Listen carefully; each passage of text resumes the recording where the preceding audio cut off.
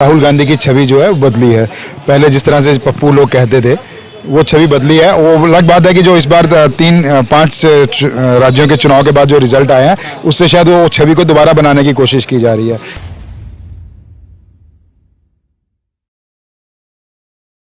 नमस्कार, आप देख रहे हैं नेशन एक्सपर्ट और मैं हूं आपके साथ मानव कश्यप। इसी के लिए आज हम लोग राजीव चौक में मौजूद है और लोगों से जानेंगे कि भारत जोड़ो यात्रा का कहां तक असर रहा था और जो अब न्याय यात्रा जो निकालने वाले हैं इसका असर 24 इलेक्शन पर क्या पड़ने वाला है।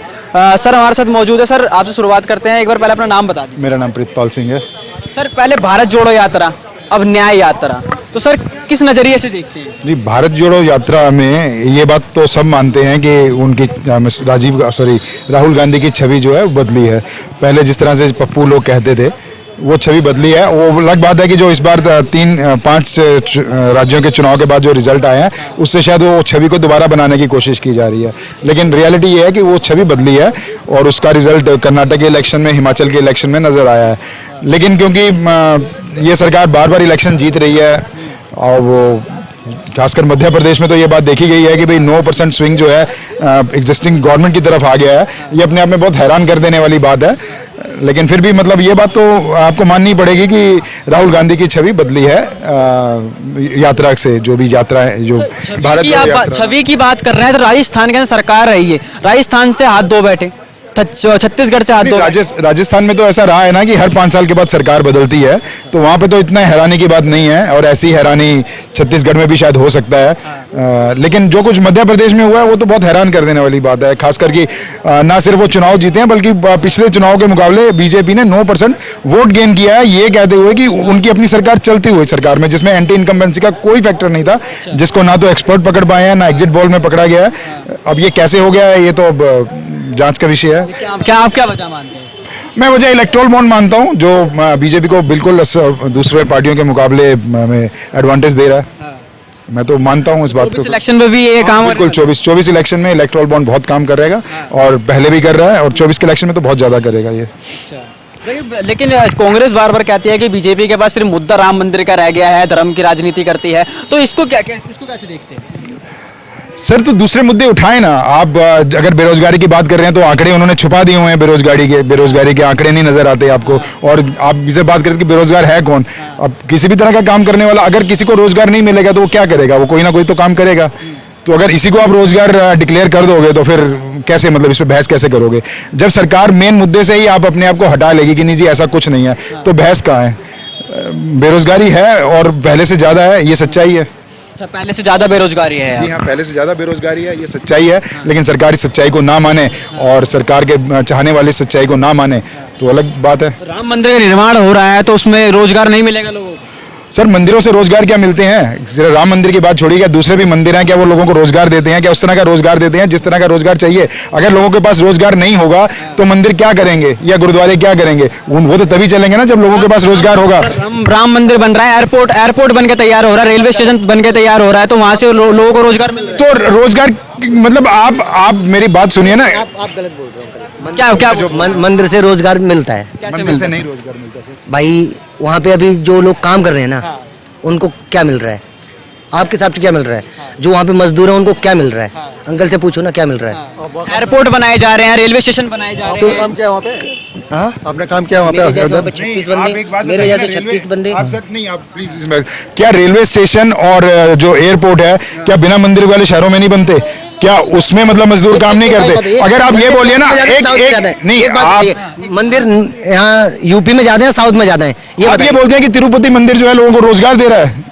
आपका ये कहने का मतलब है कि तिरुपति मंदिर से लोगों को रोजगार दे रहा है कि वो अपने लिए रोजगार लेता है, ये मतलब उसमें चंदा ज्यादा आएगा।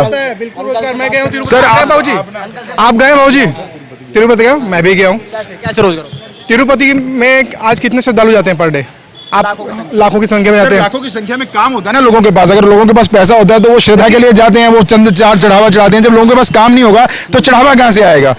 ये बताइए आप मुझे। लोगों के पास काम नहीं होगा तो अगर लोग जा रहे हैं चढ़ावा चढ़ा रहे तो लोगों के पास कहीं ना कहीं काम है, तभी तो वो जा रहे हैं पैसा चढ़ा रहे हैं। राम मंदिर से रोजगार मिलेगा? बिल्कुल मिलेगा। वहाँ के अयोध्या में इतना बड़ा भव्य राम मंदिर बन रहा है। टूरिस्ट के हिसाब से बेसिकली मैं आपको इसी बता रहा हूँ। मक्का मदीना है, वहाँ पर रोजगार है लोगों के पास। कितने पूरे विश्व से मुसलमान जाते हैं वहाँ के लोगों के, वहाँ के क्षेत्र का डेवलपमेंट आपने देखा है, नेट पे तो देखा ही होगा, है ना। तो आप एक चीज़ मेरे को बताइए, अगर राम मंदिर बनेगा अयोध्या में तो वहाँ का डेवलपमेंट क्यों नहीं होगा? वहाँ इतने पर्यटक आएंगे, इतने लोग आएंगे, होटल वगैरह की, होटल वगैरह जो है उसमें लोग रहेंगे, उसका पैसा आएगा, कुछ खरीदेंगे, शॉपिंग। आज जनरली कोई भी घूमने जाता है, दर्शन करने जाता है, वहाँ आसपास शॉपिंग करता है, दुकानें लगेंगी, रोजगार तो मिलेगा ना। रोजगार मिलेगा। बताइए सर, तर्क ये दिया जाता है ना कि भाई आप बहुत बड़ी मूर्ति लगाएंगे, आप बहुत बड़ी प्रतिमा लगाएंगे कहीं पर, तो वहाँ आप आस्था भी, आप प्लीज आस्था को साइड कर दीजिए ना थोड़ा सा, दूसरी भी मतलब थोड़ी इकोनॉमी पे भी बात कर लेते हैं, ठीक है। तो जब वो सरदार पटेल की भव्य मूर्ति बनाई गई थी तो यही बात बोली गई थी ना कि इससे बहुत सारा रोजगार मिलेगा, लेकिन कितना रोजगार आ रहा है उससे, ये सबको पता है। मंदिर से रोजगार किन लोगों को मिलता है? जो पहले मंदिर पे डिपेंड है, ठीक है। क्या उतना मतलब रोजगार नहीं था? क्या अगर राम मंदिर नहीं बनता तो क्या अयोध्या में एयरपोर्ट नहीं बनाना चाहिए था? अगर आप मतलब डेवलपमेंट की बात है, एयरपोर्ट बनाना, रेलवे स्टेशन बनाना, क्या उसके पीछे का बेसिक मंदिर ही होता है? वो शहर नहीं होता है जिसके लिए ये सब बनाया जाएगा? मंदिर से कितना रोजगार मिलता है? अगर लोगों के पास रोजगार नहीं होगा तो वो मंदिर में भी नहीं, वो मंदिर से भी नहीं रिफ्लेक्ट करेगा। अमेरिका में एक जगह है लॉस वेगास, नाम सुने होंगे, लोग वहाँ क्या करने जाते हैं? वही क्या करने जाते हैं? देखिए वो टूरिस्ट प्लेस है। अब यहाँ पर आपको अयोध्या में प्लस आस्था के साथ साथ टूरिस्ट प्लेस भी मिल रहा है, तो वहाँ की इकोनॉमी बढ़ेगी। लॉस वेगास का नाम आज all over India, Las Vegas वाली एग्जांपल गलत बोल रहा हूँ भैया, उसका मतलब क्या है ना? अगर लॉस वेगास में आप जा रहे हैं, अय्याशी करने के लिए जा रहे हैं, तो वहाँ की इकोनॉमी बढ़ रही है, अमेरिका का नाम हो रहा है। और यहाँ पर आप धर्म के नाम से जा रहे हैं, वहाँ की इकोनॉमी बढ़ रही है, वहाँ की इकोनॉमी बढ़ेगी तो आपको तकलीफ हो रही है। नहीं, आप अमेरिका को बोलते हैं कि अमेरिका इतना डेवलप हो गया, इतना वो हो गया। अरे आप कंपेयर कर रहे हैं, आप इसको कंपेयर कर रहे हैं लास वेगास से, तो आप तो वही बात बोल रहे हैं ना जो मैं बोल रहा हूँ भाई। अगर अमेरिका की इकोनॉमी अच्छी है तभी लास वेगास में लोग आके पैसा खर्चते हैं। अगर आप मंदिर को भी इस तरीके से समझ रहे हैं तो फिर आपकी बात अलग है। भारत के लोग इतने भूखे नंगे, तो तिरुपति में इतना चढ़ावा, लोग सोना क्यों चढ़ाते हैं? शिरडी साई के अंदर भी चढ़ाया जाता है, शिरडी साई मंदिर में क्यों चढ़ाते हैं? और वो पद्मनाभन मंदिर है शायद साउथ में, केरला में, वहां पर इतना चढ़ावा क्यों चढ़ता है? भारत के सभी लोग थोड़ी गरीब हैं, भारत में अमीर लोग भी हैं, अमीर लोग भी हैं। और भारत तो दुनिया की तीसरी सबसे बड़ी अर्थव्यवस्था है पीपीपी मॉडल के हिसाब से, है ना। तो इतना ये मतलब थोड़ी है कि भारत गरीब है, लेकिन आप इसको इस तरीके से लगाइए ना कि भाई रोजगार कितने लोगों को आप दे रहे हो, आप कितने लोगों के लिए ये रोजगार बन रहा है? क्या मंदिर सबके लिए रोजगार है? क्या मंदिर के बिना आप एयरपोर्ट नहीं बनाते? क्या मंदिर के बिना आप रेलवे स्टेशन नहीं बनाते हैं? सर क्या कहेंगे, राम मंदिर रोजगार दे पाए? एक मिनट देखिए, ये ना जो विपक्षी लोग मुद्दा उठाते हैं, इनके मुद्दा नहीं है, भ्रष्टाचार की तख्ती लिपटी हुई है।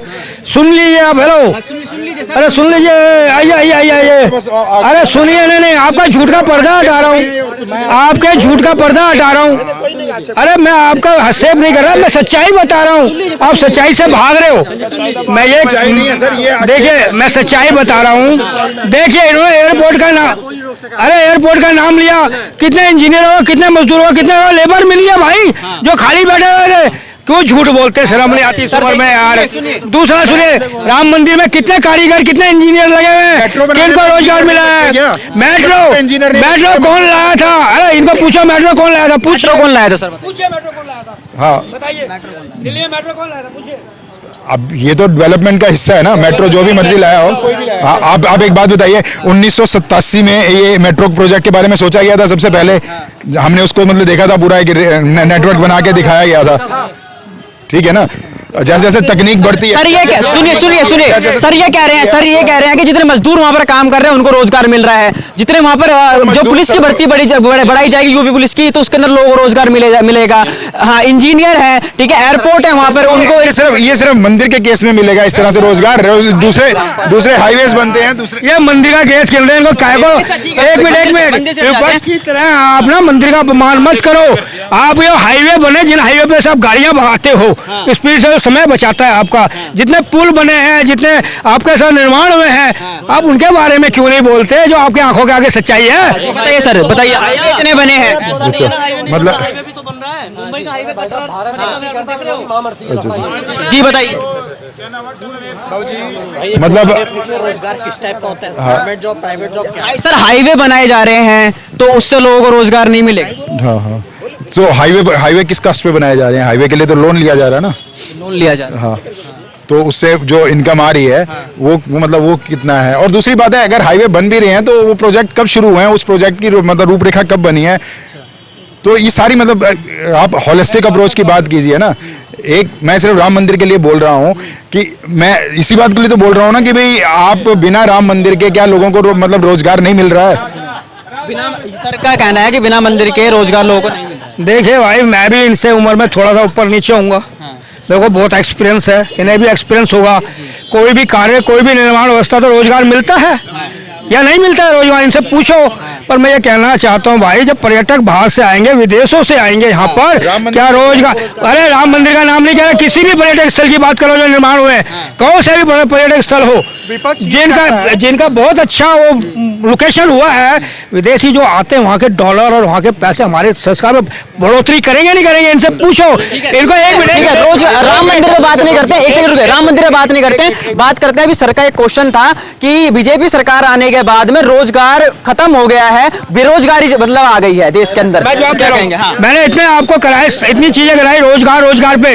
अभी आज की बात बता रहा हूँ, हेलो, इनको यूपी भेज दो, इनको बुढ़ापे में भी नौकरी मिल जाएगी। वहाँ पर पुलिस में भर्ती हो रही है, वहाँ पर 1 लाख वो कौन कर रहा है भाई, टेस्ट हो रहा है, यूनिट्स हो रहा है। कहीं हमारे यहाँ से एक ASI भर्ती हुआ पुलिस में यूपी में, कह रहे हमने सच बोलो यार, क्यों झूठ बोलते, गूगल सर्च करो, जो अगर बेरोजगार है तो रोजगार पत्र आता है, रोजगार न्यूज आते हैं, वो देखो, सरकार उसमें अप्लाई। रोजगार दर छुपाने की, रोजगारी अड्डा छुपाने की क्या जरूरत है सरकार को? अगर रोजगार मिल रहा है तो रोजगार बताए ना, इतना मिल रहा है लोगों को। एक मिनट सुनिए, ये कह रहे रोजगार बताइए क्या होता है। कल आप जेब काटोगे तो रोजगार बताएगी, जेब कितने जेब काट रहे हैं, रोजगार क्यों बताइए? आप देखिए, अपने टैलेंट पे आप चाहिए, रोजगार है। अगर आप कहेंगे जेब काटो, वो बताइए कितने लोगों ने जेब काटी है। ऐसा कुछ नहीं है। आपको जानकारी लेने के लिए, रोजगार के लिए आपको नियमों का पालन करना पड़ेगा, अदरवाइज आप भीख का कटोरा मांगो पाकिस्तान की तरह लेके। अब राहुल जी निकल गए न्याय काम करने के लिए, न्याय यात्रा नहीं है, कटोरा हाथ में लेके वोट देना भाई, कोट देना। 3 जगह से मार गए भारी मोहम्मद से, और मैंने यात्रा करी थी और वो फेल हो गई। अब हमें देना, कहाँ से जीते ये? साउथ से, जो जहाँ पर विघटनकारी तत्व है, ये जो लोग है ना बांटने की कोशिश करते हैं, और देश का नाम, ज्यादा पढ़े लिखे लोग हैं नॉर्थ से, देश का एक मिनट सुन लिए, एग्जाम्पल दूंगा ना आपको, एग्जाम्पल दूंगा। अगर तो धर्म का क्या कह रहे हैं सर? यही तो है ना कि भाई जो जहाँ ज्यादा पढ़े लिखे लोग हैं, जहाँ के ऊपर मतलब ह्यूमन डेवलपमेंट ज्यादा है, वो विघटनकारी हैं, और जो नॉर्थ में इनकी तरह लोग बोलते हैं वो विघटनकारी नहीं है। क्योंकि प्रॉब्लम ये है ना कि जहाँ पे सरकार बोलती है, जहाँ पे सरकार उग्र है, चाहे वो क्या बोलते हैं कम्युनिज्म हो, चाहे वो कैपिटलिज्म हो, तो वो देशभक्ति हो जाती है। कई देशों में, हमारे साथ में नेपाल है, वहाँ पे कम्युनिज्म जो है ज्यादा देशभक्त है कैपिटलिस्ट के मुकाबले। हमारे देश में जो कैपिटलिस्ट है ज्यादा देशभक्त है कम्युनिज्म के मुकाबले। तो ये तो साफ दिखाई देता है ना। रियलिटी है कि लोगों का डेवलपमेंट कितना हुआ है नॉर्थ इंडिया में, तो वो साउथ इंडिया के मुकाबले कम है।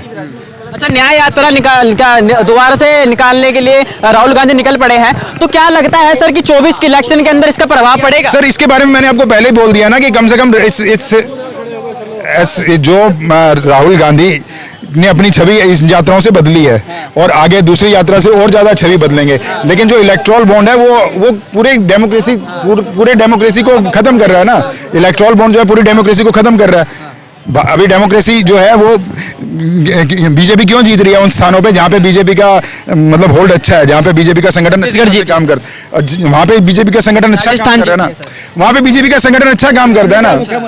क्या देखिए न्याय जोड़ो यात्रा क्या कारगर साबित होगी? चीज मैं बताता हूँ, मैंने अभी कहा था साउथ में कुछ ऐसे लोग हैं जो वाले क्षेत्र को वो कर रहे हैं। मैं मानता हूँ कि थोड़ा सा कई बार जवान फिसलती है, सारे नहीं है, पर नेता लोग हैं जो वोट बैंक वाले लोग हैं, वो बदनाम कर रहे हैं अपने क्षेत्र को। और दूसरी बात बताऊं, वहाँ के वैज्ञानिक भी अच्छे हैं, बाहर के देशों में साइंटिस्ट भी हैं और वो डॉक्टर भी हैं। पर मैं ये कहना चाहता हूँ इस बात में कि ये जो भाषा बोल रहे हैं, ये पूरी ठग बंधन है, गठबंधन है, जो बोलते हैं जिन पे कोई मुद्दा नहीं होता है। क्या करते हैं ये उनकी कुरीतियों को लेके, ये जो आपके सामने जा रहा है ना, इनके व्यू जा रहा है, ये इतना झूठ है, इतना झूठ है। अगर काले पानी की सजा मिल जाए वो भी कम है। बस इतना ही कहना चाहता हूँ। झूठ बोल रहा हूँ, मतलब मैं मीडिया में झूठ बोल रहा हूँ, मैं सबके सामने झूठ बोल रहा हूँ। अगर झूठ है तो आप मतलब उसको साबित कीजिए ना। फिर क्या बोल रहे हैं सर? न्याय यात्रा निकालने वाले राहुल गांधी, तो 24 इलेक्शन में क्या बोल रहे हैं? ये जो बोले सर बोले कि बीजेपी हर जगह जीत रही है, क्या कारण है, यही बोलना चाह रहे हैं ना। इसका मैं आंसर दे रहा हूँ। मैं फिर उसको दोबारा कारण मैं आपको बता रहा हाँ, हूं, बताइए, बीजेपी पूछिए। हर जगह जीत रही है, उसका कारण इलेक्टोरल बॉन्ड है। बस डिफाइन करेंगे थोड़ा। इलेक्टोरल बॉन्ड एक ऐसा सिस्टम है जिसके तहत आप बैंक में जाके किसी भी पार्टी को डोनेट कर सकते हो। ये कहना कि भी बीजेपी को मतलब जो रूलिंग गवर्नमेंट है उसको पता नहीं लगता कि आपने किस पार्टी को दान दिया है, ये झूठ है। वो उनकी नज़र में कि पैसा किस पार्टी के पास जा रहा है, कितना जा रहा है, यहाँ सारी खबर सरकार के पास है। सर, इससे जीतने का क्या मतलब? सर आपको पता लग रहा है ना कि उनके पास फंडिंग कहाँ से आ रही है दूसरी पार्टियों के पास। अगर आज आम आदमी पार्टी का किसी भी पकड़ा जाता है, किसी को भी गिरफ्तार करके आप उनसे एक बयान लेते हैं आम आदमी की पार्टी के खिलाफ, तो वो इलेक्टोरल बॉन्ड का मतलब इलेक्टोरल बॉन्ड से हुआ है ये संभव। क्या कहेंगे सर? ये बिल्कुल गलत बोल रहे हैं, सरासर झूठ बोल रहे हैं। जैसे कांग्रेस पार्टी का जो फार्मूला है ना, वही वाला अपना रहे फार्मूला, सामने से आंख में धूल झोंक रहे हैं। ये हिटलर के तर्ज पर चल रहे हैं। हिटलर यही काम करता था कि एक झूठ को अगर 100 बार बोलो तो झूठ नहीं रहती है, सच में कन्वर्ट हो जाती है। वही तर्ज पर सर चल रहे हैं, ठीक है ना। अच्छा, और ये जो बोल रहे हैं कि बीजेपी क्यों जीत रही है, अरे भाई बीजेपी अच्छा काम कर रही है, डेवलप कर रही है, तो क्यों ना जीते। कांग्रेस जो है ना मारती है, जान मारती है, गोली से उड़वा देती है। हाँ, यहाँ का साधु संतों को, यहाँ का हिंदुओं को, यहाँ का सिखों को जान मरवा देती है। तो कांग्रेस को जिता करके अपना पैर में कुल्हाड़ी मरवाए क्या? हाँ, इनके हिसाब से आ बैल मुझे मार। और 1984 में हमें घाव दिया, हमें मारा, पकड़ के जिंदा जलाया, सरकारी अटैक था। तो क्या हम फिर उनको दोबारा वोट देकर के उनको आ बैल मुझे मार बोले?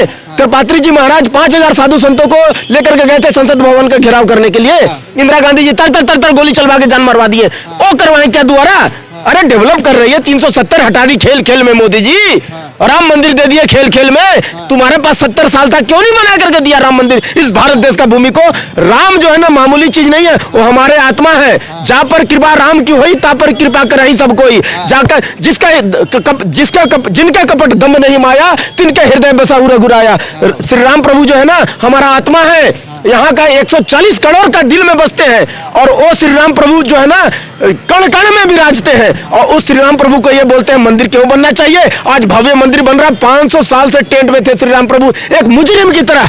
उन श्री राम प्रभु को अगर भव्य मंदिर बना करके ये मोदी की सरकार दे रही है, और बोलेंगे कि मोदी की सरकार कहां से दे रही हो, तो सुप्रीम कोर्ट दे रहा है। अरे भैया, सुप्रीम कोर्ट में पेच फंसाया जा रहा था, 25 वकील की फौज खड़ा कर दिया गया श्री राम प्रभु के अगेंस्ट में, एक कांग्रेसियों के द्वारा। और उस समय क्यों नहीं बनाया तुम? राम सेतु को काल्पनिक बताया, तुम्हें तो 70 साल चांस दिया गया, क्यों नहीं राम मंदिर बनाया तुम? अगर आज राम मंदिर बना के भव्य मंदिर दे रहे हैं, मोदी की सरकार दे रही है, तो तुम्हारे पेट में दर्द हो रहा है?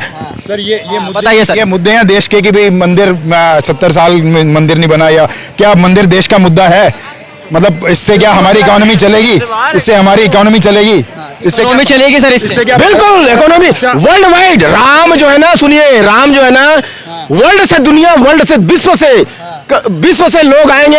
ये वर्ल्ड वाइड कहां इनका ख्याति है। हर जगह सत्य सनातन धर्म का चारों ओर जो है ना डंका बज रही है। और उसके बाद श्री राम प्रभु का नाम जो है ना, हर यहाँ आकाश पाताल तीनों लोग, कैसी शक्तियां 3 बजे भोर में ब्रह्म मुहूर्त में आती है, सरजू नदी में स्नान करती है अयोध्या धाम में, और उसके बाद में अपने लोग को ड्यूटी को चली जाती है। तो सोचिए कैसी शक्तियां तीनों लोग से जब आती है, तो सोचिए ब्रह्मांड में कहां कौन से देश से लोग जो आएंगे और इस देश में, और वहां जो है ना सामान खरीदेंगे, वहां पूजा करेंगे, 1 मिनट, वहां पूजा करेंगे, वहां फूल खरीदेंगे, वहां शंख खरीदेंगे, अगरबत्ती खरीदेंगे, श्री राम प्रभु को आराधना करेंगे, वहां 10 दिन 20 दिन रुकेंगे, वहां कपड़ा खरीदेंगे, मार्केटिंग करेंगे, खाना खाएंगे, हलवाई का प्रॉफिट होगा, दर्जी का प्रॉफिट होगा, फूल वाला का प्रॉफिट होगा, अगरबत्ती वाला का प्रॉफिट होगा, शंख वाला का प्रॉफिट होगा, और जो ना झाड़ू मारता है उसका प्रॉफिट होगा। तो रोजी रोटी क्यों ना? अभी मंदिर कितना दिन तक बनेगा? वह नक्काशी का काम होगा, कारीगरी, जो राजमिस्त्री लोगों को, कैसी मिस्त्री लोगों को बुलाया जाएगा, लेबर को बुलाया जाएगा। रोजगार है, बम रोजगार है, पैसा तो आता है एकदम आएगा। जब इतना डेवलप होगा तो सब हिंदू, सब सनातनी एकजुट एक मंच पर आ जाएगा। वो इनके उसके लिए इनको पेट में दर्द है, इनको मिलेगा नहीं, राजनीति करने मिलेगी नहीं, इनकी दुकानदारी ढप बंद हो जाएगी। तो कांग्रेस की सरकार ने 370 क्यों नहीं? यही भाषण देकर तो मतलब पूरा माहौल बनाया जा रहा है। तो मैं मनमोहन सिंह बन जा रहा हूँ। कांग्रेस ने जो किया वो ठीक नहीं किया। 70 साल तक उनको चांस दिया गया, लेकिन वो कुछ नहीं किया। मैं मोनी बाबा बन गया हूँ, ठीक है ना। उनको कुछ नहीं किया, खाली 1984 में हम लोग को मारा, लेकिन मैं प्रधानमंत्री रहते हुए कुछ नहीं किया। मैं रिमोट कंट्रोल का सरकार था, मेरे को सोनिया जी कुछ नहीं करने देती थी। आप बोलिए उनसे बात। सर लाल कृष्ण आडवाणी की तस्वीरें हैं या ऐसे ऐसे फोटो हैं जिसमें उन्होंने स्वर्ण मंदिर पर सेना भेजने के लिए वकालत की है और आरएसएस की हैं और बीजेपी की ये मतलब तस्वीरें हैं। अब इसके बारे में ये क्या कहेंगे, जरा इनको बता दीजिए।